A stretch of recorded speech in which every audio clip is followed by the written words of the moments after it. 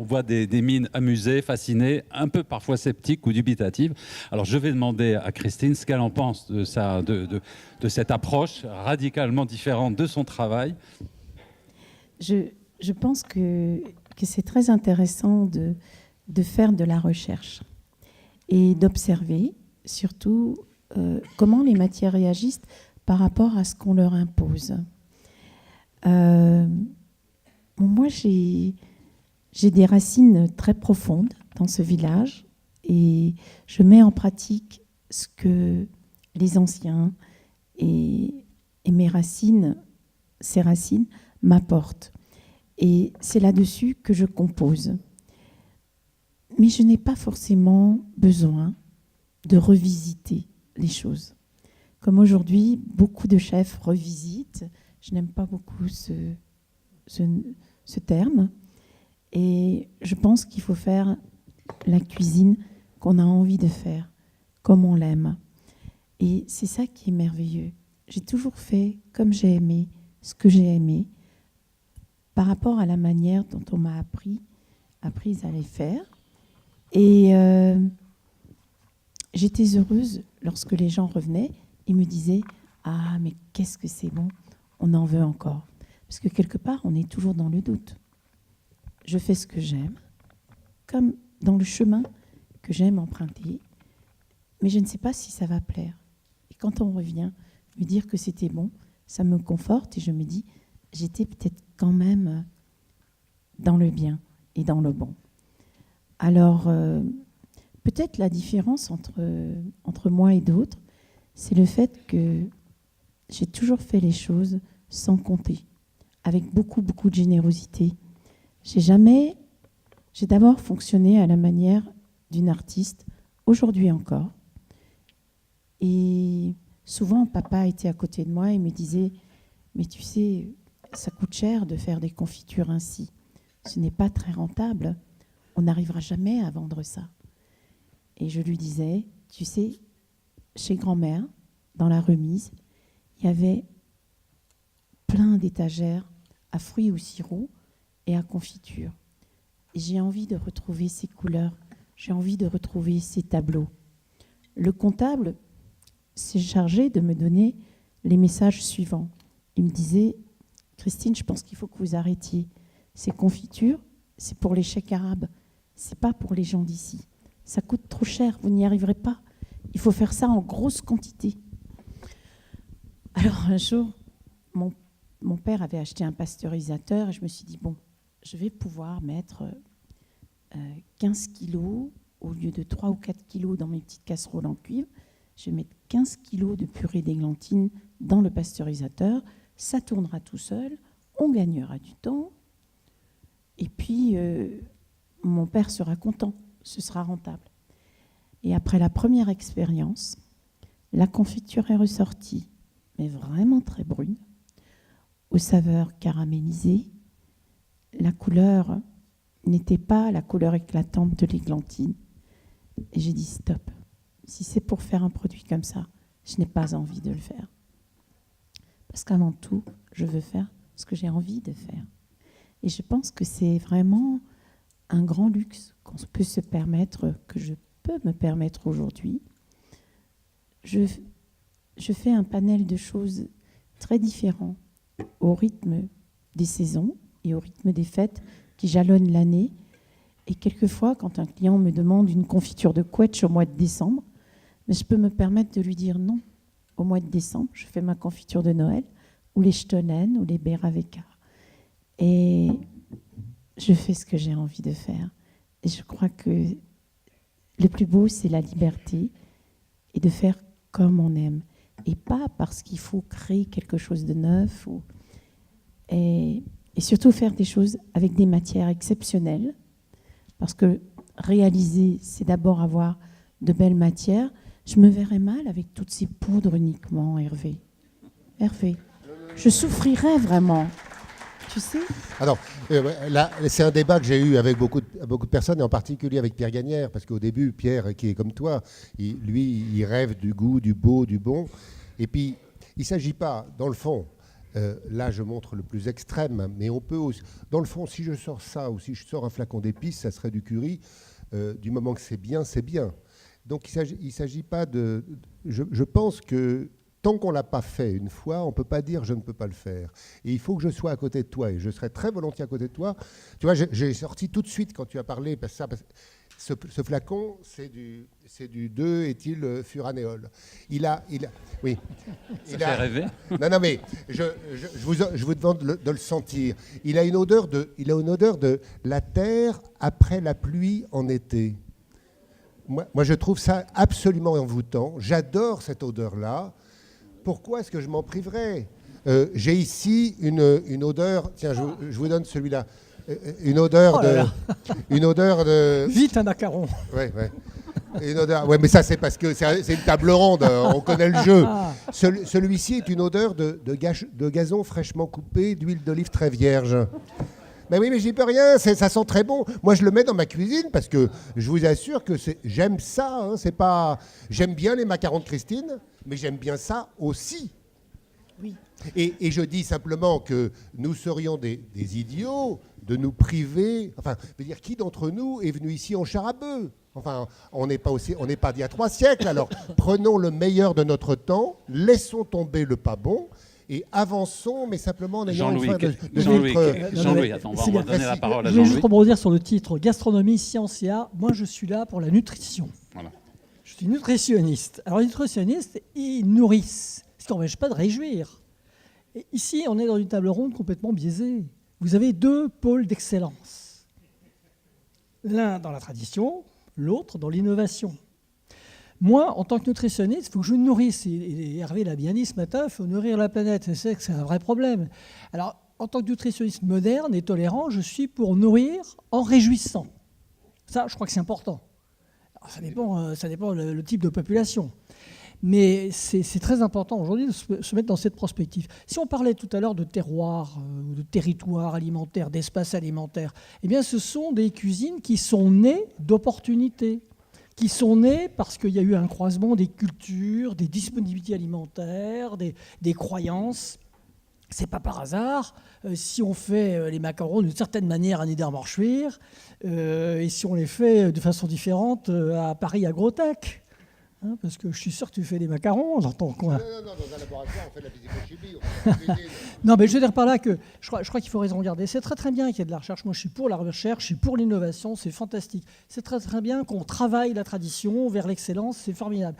Mais il y a aussi la nourriture de tous les jours. Et la nourriture de tous les jours, vous savez qu'aujourd'hui, tout le monde s'en est saisi. Vous ne pouvez pas ouvrir un écran de télévision, lire un magazine sans trouver des commentaires sur l'alimentation d'aujourd'hui qui nous intoxique, comme chacun le sait. Aujourd'hui, c'est la toxique bouffe. Et qu'est-ce qui est la toxique bouffe ? C'est la chimie, entre autres. Ah, je suis désolé, Hervé. Je m'inscris Les en faux. perturbateurs endocriniens. La chimie est une science, ça n'est pas une technologie. Les perturbateurs endocriniens, qu'est-ce que c'est ? C'est des molécules. Alors, il se trouve que maintenant, on leur prête toutes sortes de maléfices qui sont d'ailleurs vrais ou faux. Hein. Ce n'est pas toujours aussi extraordinaire qu'on le prétend. Mais c'est vrai que ça nous interpelle. Alors, quels sont les standards ? Quels sont les fondamentaux ? Les fondamentaux, c'est les aliments. Et ces aliments sont composés de nutriments. Et dans ces nutriments, il y a de la chimie et il y a du goût. Et c'est vrai que les arômes, et je ne sais pas, il y a 3000 ou 4000 arômes différents. Non, 10 000. 10 000 arômes, c'est de la chimie, c'est évident.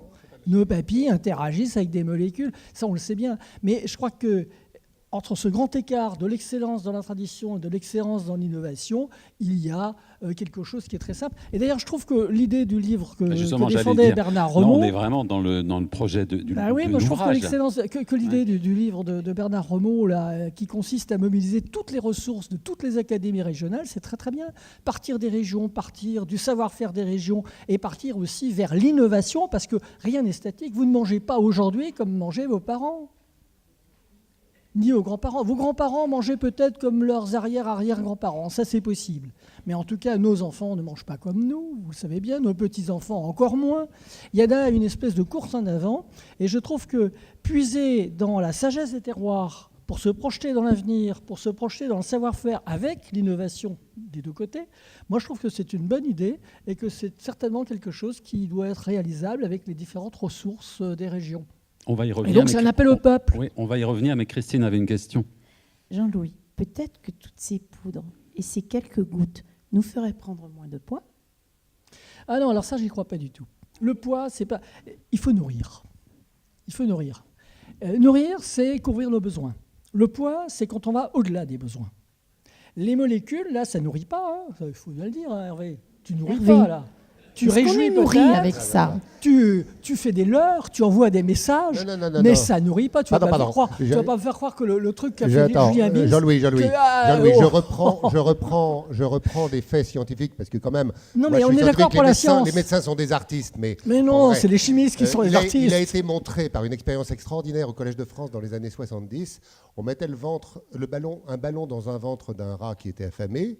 Le ballon était gonflé à crever. Le rat continuait à manger parce que ce qui manquait, c'était la stimulation sensorielle.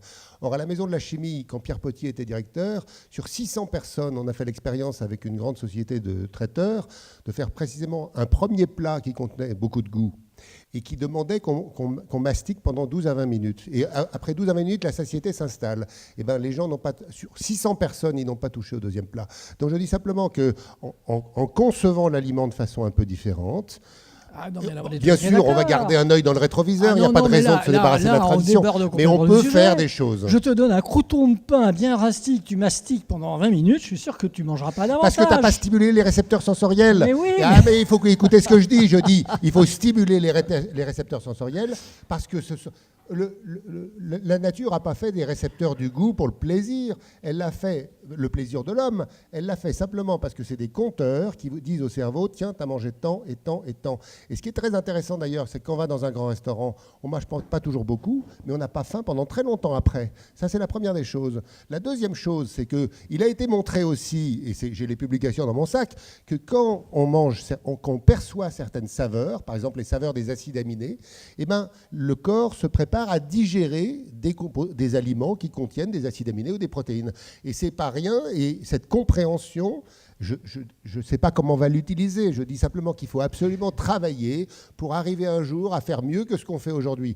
On ne résoudra pas les problèmes de la pauvreté, de la misère, on ne résoudra pas ça. On aura simplement des clés de compréhension pour le monde, et à ce moment-là, on aura plus de possibilités d'avancer en connaissance de cause. Moi, je pense qu'on... Oui et non. Je crois simplement qu'on est dans deux planètes différentes. C'est-à-dire qu'il y a d'une part la technologie, la recherche, l'identification de molécules qui effectivement interagissent avec des récepteurs que nous possédons, qui d'ailleurs sont souvent des récepteurs très simples. Il faut bien reconnaître que la gamme des récepteurs est assez limitée. Mais ce qui est important aussi, c'est la mise en scène du repas. Ce qui fait réduire la prise alimentaire, c'est de prendre son temps pour manger. Et il l'a dit d'ailleurs, si on mastique pendant 20 minutes, on mange moins. Mais c'est vrai. Aujourd'hui, s'il y a tellement de gros, c'est pourquoi ? D'une part, parce que les aliments sont complètement ultra transformés, avec nos amis chimistes de l'industrie agroalimentaire, pour des raisons beaucoup moins nobles que celles que vous a exposées Hervé, qui sont beaucoup plus mercantiles. Et d'autre part, parce que nous mangeons sur des coins de table, et donc nous n'avons plus aucun contrôle. Nous débordons tous nos systèmes, tous nos capteurs qui permettent de réguler la prise alimentaire. Vrai ou faux ? Il ne veut pas dire vrai, parce que ça l'embête. C'est pas ça, c'est que j'étais en train de me souvenir de cette phrase de Brillat-Savarin. Je vous invite tous à relire Brillat-Savarin 1000 fois. Dans son introduction, il y a le dialogue de l'auteur avec son ami. Et en gros, l'auteur, Brillat-Savarin, dit je peux quand même, moi je suis juriste, je vais quand même pas publier un livre sur la cuisine parce que c'est bien prosaïque. Et l'autre lui dit si tu publies pas, je dirai au monde ton plus grand défaut. Alors, l'auteur tremblant, lequel ? Tu manges trop vite. Ben voilà, tout est dit. Et on était d'accord avec Jean-Louis, parce qu'on s'est parlé, là on fait une pièce de théâtre devant vous, mais on était d'accord sur le fait qu'il y a cette question des régions qui est essentielle, et c'est bien parce qu'il y a les académies de toutes les régions qui sont réunies que ce livre prend son sens. Et puis on était d'accord aussi sur le fait qu'il y avait les régions hier, aujourd'hui et demain. Et tout se construit sur l'hier, sur l'aujourd'hui et sur le demain. Donc il n'y a pas d'opposition entre, par exemple, un historien qui voudrait participer à ce livre et puis un physico-chimiste futuriste qui voudrait participer. Mais il n'y a pas non plus... moi je tiens beaucoup à ce qu'il y ait des artistes culinaires, parce que c'est quand même eux qui font à manger. Le bon, c'est le beau à manger, et même à la maison, c'est de l'art populaire. Même si on n'est pas un artiste comme Christine, on fait de l'art populaire. C'est bon. Bon, ça veut dire beau à manger. J'ai une question, Hervé. Est-ce que tu as aimé ma pluie? Pas trop. Non. Ah, oui, Pluie ou betterave? J'ai une question par rapport... comment veux-tu vulgariser, je dirais, cette forme de consommation quand tu penses que les grandes créations dans notre métier, j'en reviens à notre métier, ont été... tout le monde veut être créateur. Mais pour moi, je pense qu'on n'invente rien. On compose, tout simplement. Les grandes créations étaient la pâte levée, la pâte feuilletée, la pâte sablée. Et ensuite, à partir de ces matières de base, ce travail de matière de base, sont nés des gâteaux, comme le Saint-Honoré, le Paris-Brest, sur la base de la pâte à choux. Et les 60 dernières années, il n'y a que 2 gâteaux qui sont devenus des grands classiques. C'est-à-dire que chaque professionnel a répété, a appris à faire et a répété dans son quotidien, dans ses boutiques. Ce sont l'opéra, qui a été créé dans les années 60 par la maison d'Aloyau, et c'est l'Ispahan de Pierre Hermé que presque chaque pâtissier refait dans sa boutique aujourd'hui. Mais regarde Christine, aujourd'hui dans toutes les récents, les Wichtub d'Alsace, tu trouves l'œuf, ce qu'ils appellent l'œuf, ce que j'avais appelé l'œuf parfait. Il y est maintenant aujourd'hui, donc ça va. L'œuf cuit à 65 donc on y est assez. degrés. En fait, il faut être un peu patient. Nous mangeons ce que nous avons appris à manger parce que nous sommes affligés de néophobie alimentaire. Et par conséquent, il faut une génération. La cuisine moléculaire, j'ai mis 15 ans avant que les praticiens utilisent des siphons, de l'azote liquide, des machins comme ça. La cuisine note à note, il me faut encore 20 ans, enfin 15-20 ans. Donc tu vois, 94, on est en 2018, il faut que je sois très patient. Alors, ma réponse, elle est facile. C'est-à-dire que les vieux que nous sommes vont mourir et il y a les jeunes. Donc je mets tout ça dès l'école. Et dès l'école, tu vois, quand c'était pour moi, c'était très important d'avoir ces 40 litres de blanc-neige avec... C'était des enfants. Quand des enfants te changent la pratique, ils ne feront pas la même pâtisserie, la même cuisine que nous. C'est très intéressant. Et d'ailleurs, ça pose des problèmes de nutrition, parce que vont-ils manger? Quel va être ce choix? En musique, ce n'est pas très grave. Si on fait un 470 Hz avec une fréquence très, on n'en meurt pas. L'aliment, on l'ingère, et donc il va falloir que les nutritionnistes se mettent enfin un peu à bosser. Mais Hervé, c'est souvent aussi... Les nutritionnistes bossent sans arrêt. Le problème, c'est que les vérités nutritionnelles sont très changeantes et que c'est pas avec tes trucs que tu vas nourrir quiconque. Et je suis désolé, hein, même si c'est vachement bon. Et Jean-Louis, souvent ça change aussi, Hervé, en raison du fait qu'il faut toujours plus de rentabilité, même chez les grands. Et là, j'en suis très très triste, tu vois. Les choses changent, et pas toujours dans le bon sens, parce que tout aujourd'hui doit être fait dans un certain temps et avec beaucoup de rentabilité. Et moi, je me bats contre ça, vraiment, chaque jour. Moi, j'adhère à ce combat. Je dis simplement sur cette cuisine note à note, je gagne pas un centime, donc je gagne ni notoriété ni argent. Donc la question que je pose à mes amis, c'est à votre avis, pourquoi je dépense tant d'énergie pour la promouvoir ? Et je ne répondrai pas. Mais simplement, parce que tu es un scientifique. Non, c'est parce que ça, c'est de la technologie. Ça n'a rien à voir avec mon travail. La cuisine note à note, je l'ai inventée, mais je m'en fiche complètement. Moi, ce qui m'intéresse, c'est mes équations au labo. Je suis payé pour ça. Je ne suis pas payé pour aller à Colmar raconter la cuisine note à note. Hein. Je devrais être au labo alors qu'il est, avec mes doctorants. C'est bien ce que je me dis. Ouais. Alors voilà. Alors du coup, je dis simplement qu'il y a une tension sur le marché des protéines. Et cette tension... À côté du fait qu'on a la chance de cuisiner et de manger comme on cuisine aujourd'hui, il y a cette tension sur le marché international des protéines. Alors je vous rappelle qu'on est fait d'eau, de protéines et en plus d'un peu de reste. Mais il y a quand même des protéines qui sont essentielles. Et si on n'a pas de protéines, on crève. Et aujourd'hui, la question des insectes, c'est pas une cuisine bobo pour manger des insectes, c'est simplement que si on cultive des légumineuses, je vous rappelle que 2017, c'était l'année internationale des légumineuses, parce que les légumineuses, c'est des plantes qui produisent des protéines. Si on extrait les protéines des légumineuses, à ce moment-là, on a des résidus. On a de l'amidon, c'est très bien parce que c'est comme la farine, ça nourrit. Puis ensuite, on a des résidus. Ces résidus, on va les valoriser en les donnant à des insectes. Et ces insectes produisent des protéines. Et on va extraire des protéines des insectes. Et c'est ça la question. Et aujourd'hui, les gens qui s'intéressent vraiment aux insectes, ils se posent des questions d'équilibre nutritionnel en acides aminés. Et c'est une question difficile parce qu'il faudra sans doute varier les insectes pour précisément équilibrer. Pardon. On va devoir terminer. On me fait signe que les autobus qui vont nous emmener au Musée Unterlinden sont là. Je vais laisser le mot de la fin à Christine. Voilà, alors moi je remercie Hervé qui nous bouscule, qui nous fait avancer. Je remercie le docteur qui nous protège, qui est toujours bienveillant avec nous, Bernard, de m'avoir invité. Et je vous souhaite pendant ce séjour de très belles dégustations, de très belles visites et de pouvoir aimer l'Alsace.